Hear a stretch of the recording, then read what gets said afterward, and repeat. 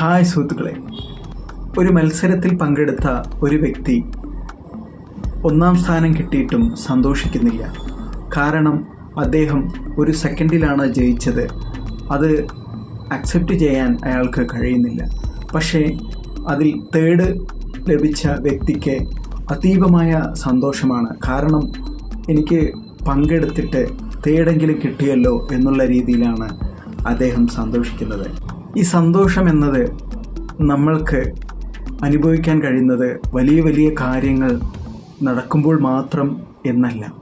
നമ്മുടെ ജീവിതത്തിലെ ചെറിയ ചെറിയ സംഭവങ്ങളിലും ചെറിയ ചെറിയ നേട്ടങ്ങളിലും നമ്മൾ അതീവമായി സന്തോഷിക്കുവാൻ നമ്മൾക്ക് കഴിയുകയാണെങ്കിൽ നമ്മുടെ ജീവിതം മുഴുവനും സന്തോഷപൂർണ്ണമാണെന്ന് നമ്മൾക്ക് മനസ്സിലാവും.